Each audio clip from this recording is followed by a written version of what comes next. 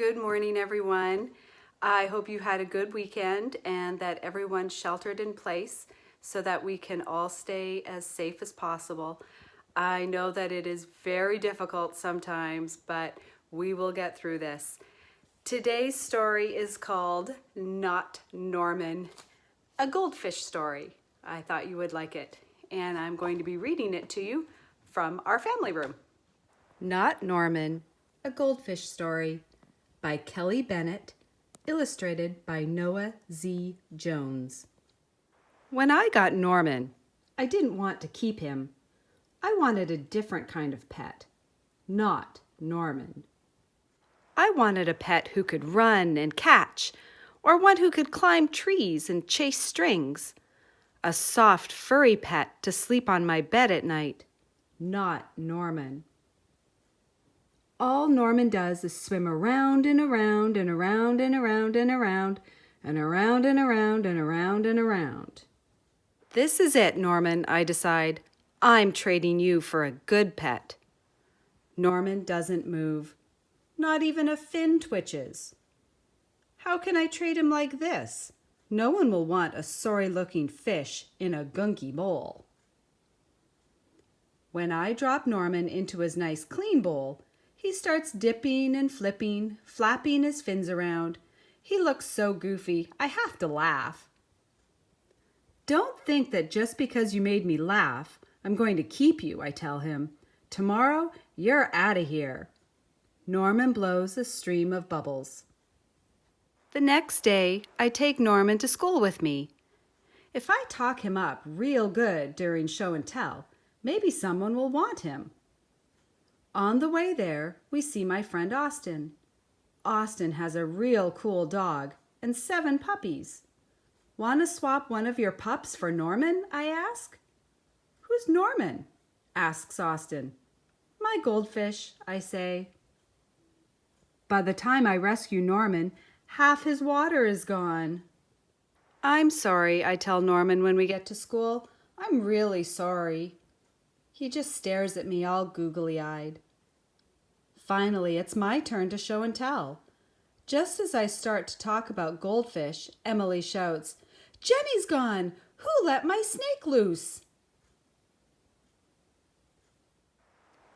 Does anyone hear the story of how I got Norman?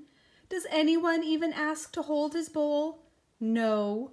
They're all jumping and screaming and chasing the snake. Not Norman. He's looking right at me. Thanks for listening, I tell him. That afternoon, we go to my music lesson. As soon as it's over, I'm taking Norman back to the pet store. I take out my tuba and begin to play. Bum bum bum ba ba ba ba boo boo ba ba bee. I glance over at Norman. He's swaying back and forth. Glug glug glug glug, he mouths. Look, Norman's singing, I say. Pay attention, snaps Maestro, and try to play the proper notes. Maestro makes me stay for extra practice. By the time my lesson is over, it's too late to go to the pet store.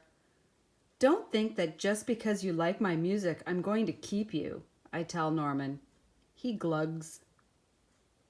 That night, I'm sound asleep when screech, scratch.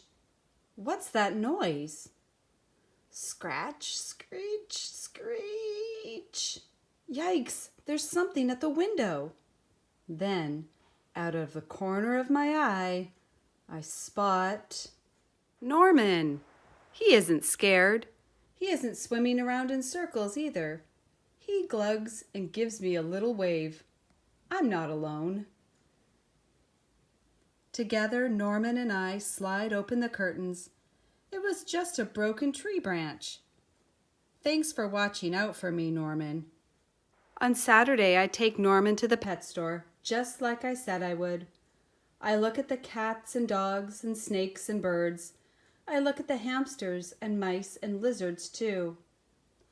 They all look like good pets, but they are not Norman. When I got Norman, I wasn't sure I wanted to keep him, But now, even if I could pick any pet in the whole world, I wouldn't trade him. Not Norman. All right, everybody, I hope you enjoyed the story, and stay tuned for a message from one of our awesome teachers. Thanks, everybody. Have a great day. Hi, Hidden Hills families. This is Mrs. Chacon and Scout. We're thinking of you and hope you're doing well. I challenge you to play a new game or create your own game at home. Take care of each other. Bye.